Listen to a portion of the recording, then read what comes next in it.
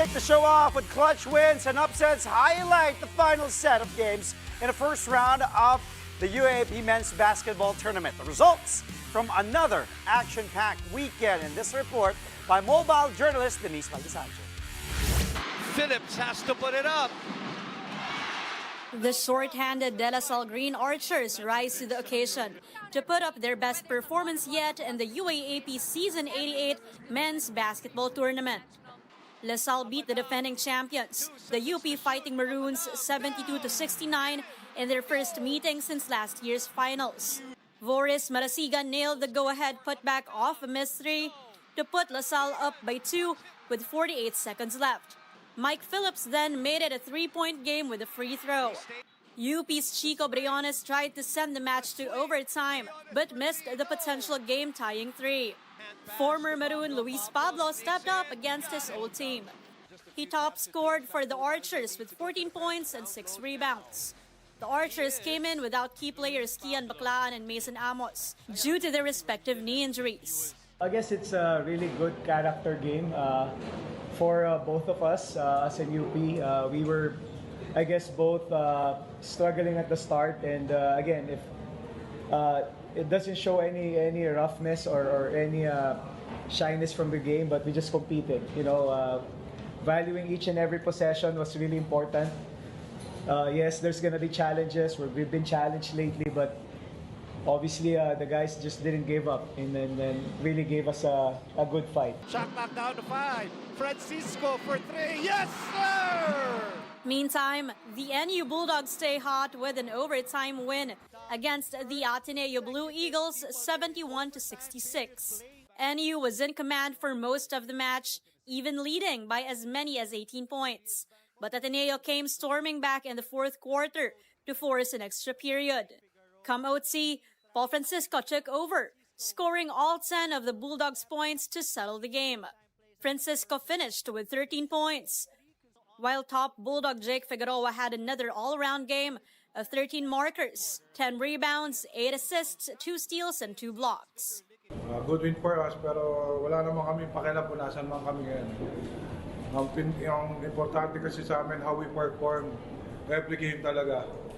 Hindi namin iniisip kung ano man yung ang importante yung growth ng mga players talaga. As long we compete, day in, day out, every game. But the nail on the coffin, Ronzoni does not shoot. Oh, he does.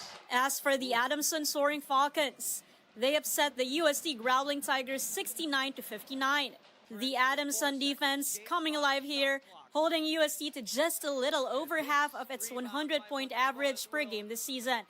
AJ Franzman paced the Falcons' attack with 18 points. And lastly, the FEU Tamaraws pile on to the woes of the UE Red Warriors. FEU dominated from start to finish for a 95-76 win. Veteran guard Yorick Bautista put up 22 points and 4 rebounds, while John Ray Pasaol, Mo Conate, and Kirby Moncopa all finished with double-doubles. And speaking of the UE Red Warriors, they came into their game against FEU without their head coach, Chris Gavina, and team captain, Welo Lingo-Lingo. Gavina served the first of his 4-game suspension for an expletive-laden rant about officiating last Wednesday. In a statement, the UAAP said it respects the voices of the coaches and their values their right to express their thoughts freely. But it still warned Gavina for using profane language, adding that making unfounded allegations against game officials is unacceptable in the league. Gavina is still required to explain his post-game remarks despite a public apology.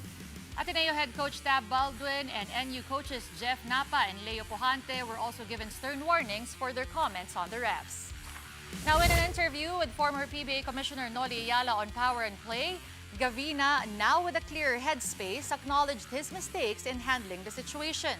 Still, he stands by that what Lingo-Lingo did was a basketball play with no intention to harm. Lingo-Lingo was earlier banned 3 games for injuring La Salle's Kian Baclaan.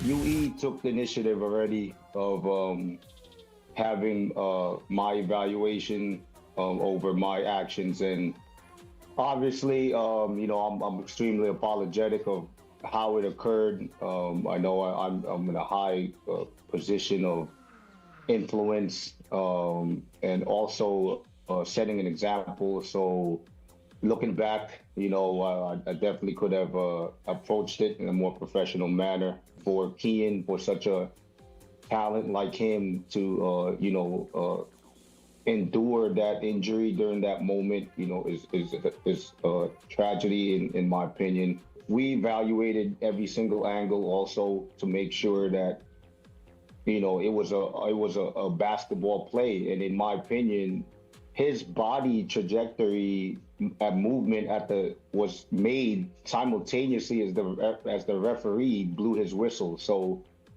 there was no way he was going to control his body movement anymore at that moment. Knowing Wello and knowing what we promote at our program, we don't promote or condone any malice or any intent of violence. And when the referees told me that, it kind of made me more frustrated. Well, as the first round of elimination games comes to a close, let's take a look at where teams stand in the UAAP Season 88 Men's Basketball Tournament. Take a look at your screens right now. The NU Bulldogs are currently the #1 team in the league, winning 6 of 7 games in the first round.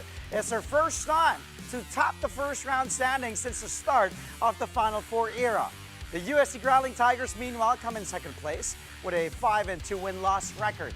Then it's a 3-way tie among the UP Fighting Maroons, the De La Salle Green Archers, and the Ateneo Blue Eagles, all at 4-3. But the Maroons are so far third due to a superior quotient. Then on the back end of the standings, as you can see, the Adamson Soaring Falcons at 3-4. Right behind them are the FEU Tamaraos at 2-5, and at last place, the UE Red Warriors, who went winless in the first round in Season 88. The UAAP has yet to release a schedule for the second round of elimination games. Now, as for the women's tournament, NU and UST continue to dominate as the first round nears its end. Mobile Journal Denise Valdesancho is back for a rundown of the results of this weekend's games. We go to Villanueva. Tupingon has the height advantage. The defending champions, the NU Lady Bulldogs, survive a close call in the UAAP Season 88 Women's Basketball Tournament. They beat the Ateneo Blue Eagles 83-79.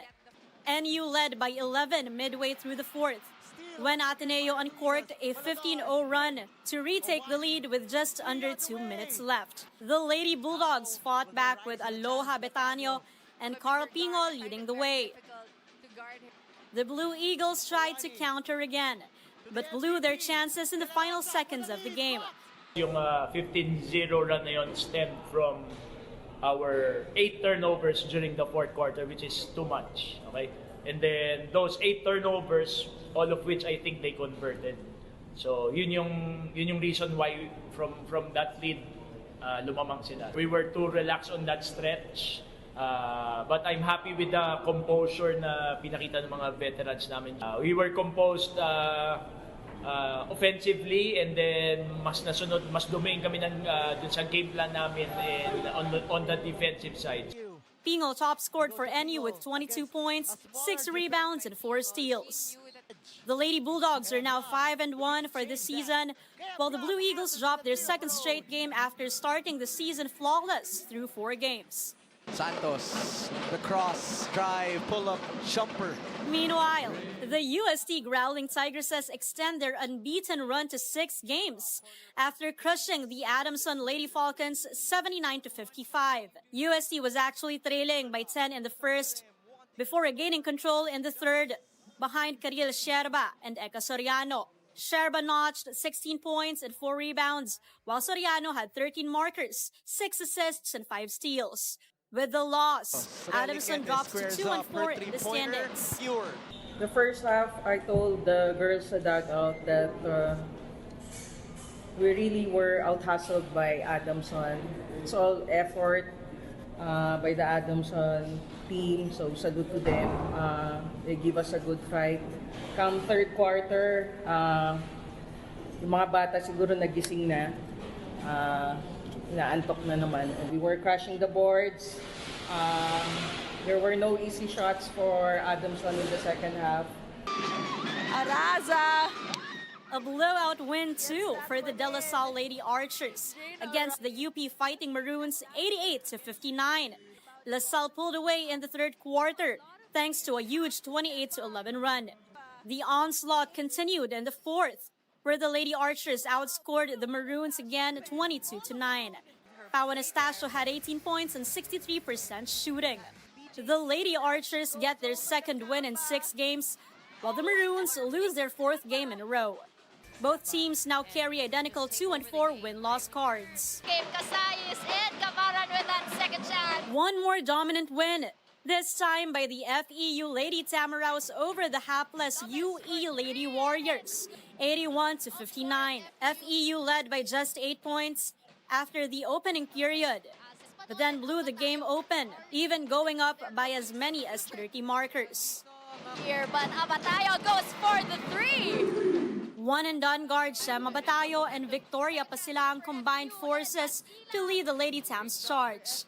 Abatayo had 20 points, 8 rebounds and 5 assists, while Pasilang dropped 19 and 9 boards. The Lady Tams now have an even 3-3 win-loss slate. The Lady Warriors continue to seek their first victory after 6 games. Coming up, we head to the PBA Philippine Cup. We bring you to the aftermath of 2 heavyweight matches that ended in contrasting fashion. That's next here on Play by Play.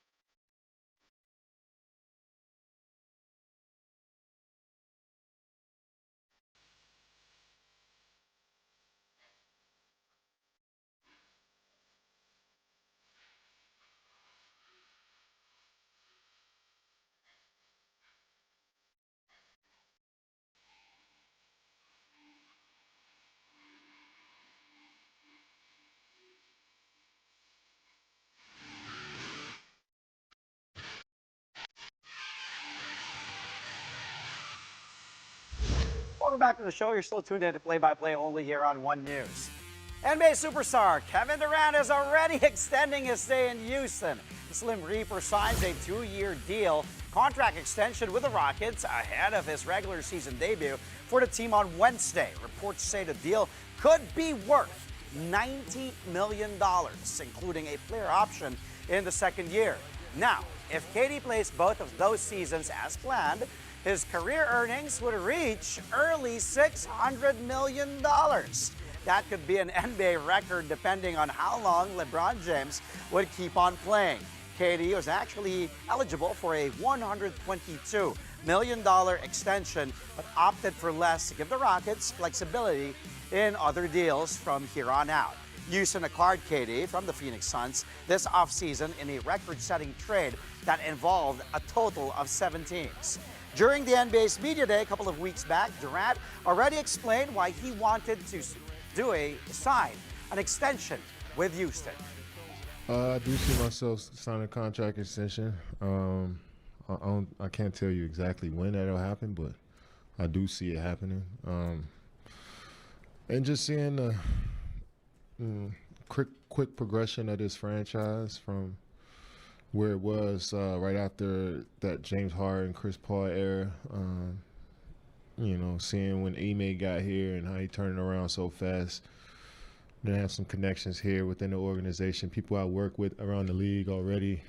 So it just felt organic and natural coming into the gym, getting be a Houston Rocket for the first time. So I always have respect for this coaching staff, this fan base, this state, this city. So it feels right. Now here at home, in the PBA, the San Miguel Beermen are looking to sustain their winning ways as they head abroad. The defending All-Filipino champions will face sister team Barangay Ginebra San Miguel in Dubai on October 26. San Miguel finally got its first win of PBA Season 50 yesterday by crushing the Rain or Shine Elasto Painters 111-93. Before that, the Beermen were 0-2 to start their title defense. San Miguel head coach Leo Austria admitted it would have been a challenge to keep his team morale high on their upcoming flight to the United Arab Emirates had they lost again, but their first win showed the powerhouse pride that defines the defending champions. Instead of dwelling on a skid, SMB can now focus on its next challenge. Yeah, I think with this win, it should be a moral booster for us because at 0-2, we cannot afford to lose again at 0-3. It will be a disaster going to Dubai. But with this win, I think it will give us a lot of confidence. Kung ano ba, parang may baon kami papuntang Dubai. And I think the practice will be different. But if you lose, it's hard to motivate the players. But the pride of the player, the champion team, is still there. Nakita natin. Kaya this win is very important for us. But we have to prepare hard because Ginebra lost in their last game, but they played really well against Token Tex, and that's the kind of game they want to have. And we have to play harder in order for us to win games against Ginebra, because we know a lot of players, a lot of Filipino fans there are out there.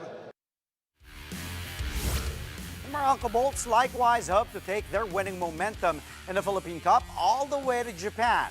Meralco will open its East Asia Super League campaign when they take on the Ryukyu Golden Kings in Okinawa on Wednesday. The Bolts are fresh off a thrilling 78-76 victory over the Magnolia Hotshots Sunday. This extends Meralco's win streak to 3 games, all coming in a span of just 5 days. Despite the grueling schedule, head coach Luigi Trillo and the Bolts are embracing the challenge. Meralco will have imports Ronde Hollis Jefferson, Justin Brownlee, and Ismael Romero joining them for the EASL. Yeah, honestly, sabi rin ni Coach Ned, we were kind of worried about this because we were 0-2 at that point, and then you're playing, Blackwater, then Ginebra, and Magnolia. But this is a testament to the team's character.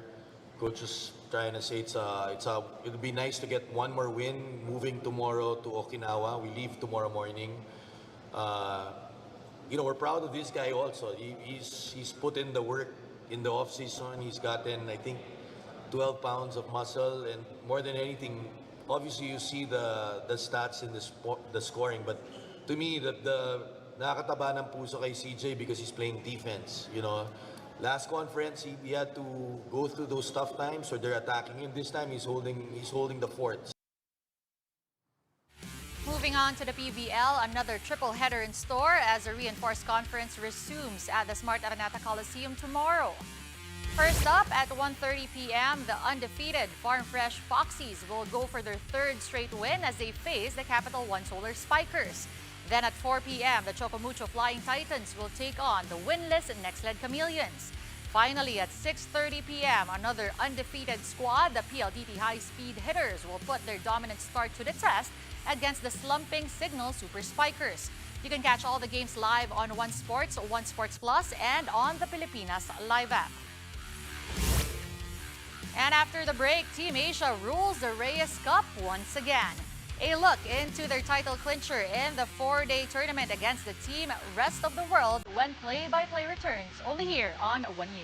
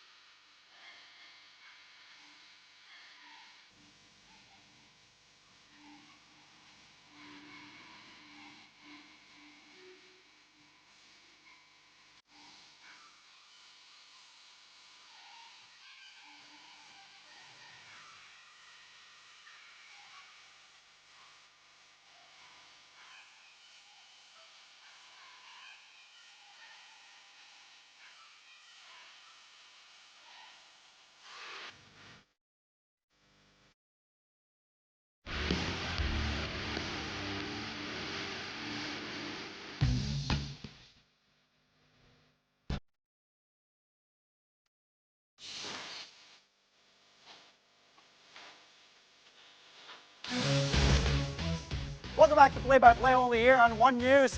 And of course, on the highlight reel, dami nangyari over the weekend. We have the UAAP and the PBA for you this Monday night. Unahin na natin, UAAP but women's basketball, LaSalle against UP. Kyla Go, ISO. Look at the spin by Kyla Go. She waved off the screen, went with a crossover, and then that spin move. Take a look. I got this. Boom. Moving away from the double. What a play by Go. Finished with 9 points, 10 rebounds, 4 steals as LaSalle just crushes UP here, 88-59. Now let's go to LaSalle UP, but this time in the men's division. Tied at 69 all. Big one. No, look at that putback. Erla Badam missing on that three, but Voris Marasigan nagulat kahit si Francis Noruca because Marasigan came out of nowhere. Take a look. Erla Badam, that three was straight, but no. And then nauna lang talo ni Noruca, but perfect timing by Marasigan for the putback. Good. LaSalle will hold on and beat UP 72-69. A little bit of revenge from losing last season's finals. Marasigan, by the way, finished with 5 points, but that putback, arguably the most crucial basket of the game as LaSalle wins round one against UP. Whew. Now let's go to NU Ateneo. Under a minute left in overtime. Dangerous pass. Take a look at this. Step back three. Francisco pull up. Dagger for the Bulldogs. Puts NU up by 5, 71-66 in OT. 38 seconds remaining. The 24-year-old Francisco with 13 points. Take a look at this move again. Nagsag off si Ladi. Then defender tried to challenge. Too late. Step back Francisco all coming in overtime. NU escaping Ateneo 71-66. Bulldogs end round 1 of the tournament with a best record at 6-1. Okay, from the UAAP, let's go to the PBA Philippine Cup. Magnolia against Meralco. Cancino, 36 to go. ISO against Lucero. Former teammate using the glass. Woo! Dagger there for CJ Cancino. He has been playing solid as of late. We heard Coach Luigi Trillo earlier. Take a look. Former UP against former UP. They won a title, by the way, together, ending that drought for UP. Xavier Lucero felt he can take on Cancino, but look at that. Medyo nalingit lang with that quick fake by CJ, using the glass up and in. Take a look, trying to shake Lucero. Good defense by Save, actually. Hands up, but no. Better shot by CJ. Meralco wins this one, 78-76. CJ, 23.6 rebounds, and also to earn him.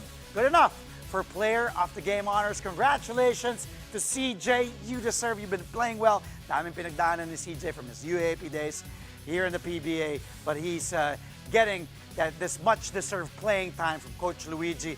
And kung ganyan man naman ang pinapakita sa Meralco, why not for CJ? Game winner against Meralco. Finally, let's go. San Miguel, rain or shine. Junmar with a rebound. 9 seconds of the first half. CJ, new hairdo, same play. 4-point shot. He has developed that. May sayaw-sayaw pa after si CJ. You know, this haircut reminds me of his days back in San Sebastian and the NCAA. But take a look at this. Big three from CJ. Big four, rather. That was long distance. And then the celebration right after for CJ. Beerman finally getting their first win at the expense of the Rain or Shine Lasso Painters, 111-93 here. Perez finishing with a team high, 23 points, 6 rebounds, 4 assists, 2 steals. Denise, punta na tayo sa'yo. It's the March that did it for me. But thank you, Andre, for those highlights. But before we go, here's our update. The Reyes Cup title stays with Team Asia. Carlo Biado and company stayed on top of the tournament after crushing Team Rest of the World 11-3. The reigning champions entered the final day with a 9-1 lead and wasted no time closing out the series. Aloysius Siap set the tone with a win over Jason Shaw in the opening match before Biado and teen sensation AJ Mana sealed the deal in the fourth match, defeating Feder Gorst and Moritz Neuhausen 5-2. It was a fitting finish for Team Asia, which also won the inaugural Reyes Cup last year, 11-6. The 18-year-old Manas was later named tournament MVP in his dream debut. Here's AJ talking about his MVP award and Team Asia's title victory. Very special for me kasi di talaga makapaniwala na ako yung MVP. Tsaka first time ko rin makalaro ng Reyes Cup. Hindi rin ako makapaniwala na ako yung pipiliin ni Coach Jango na maglaro. So yun, beres tayo, nakuha natin yung MVP, maganda yung nilaro natin. So tingin ko, deserve ko naman. Tingin ko rin naman, maganda yung intention ni Coach Jango. Magpapasalamat din ako sa kanya kasi ang laki ng tiwala na binigay niya sa akin.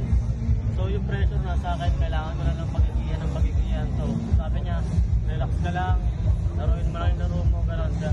Kaya naging mas comfortable rin ako maglaro. Yung ating si Odi, ating floor director, kakayanin ka daw. Pare, kaya daw AJ, one-on-one daw kayo. 18 years old versus 38, 20 years ang ano.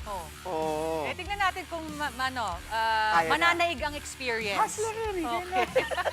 Alam mo, asal ako kay Odi, alam mo kung saan? Saan? Yung ganon, yung sayo, yung ganon. marcha. Yung kay CJ Perez, yung ganon-ganon. Doon ako aasa kay Odi doon. Sana may makapag-demo, ano?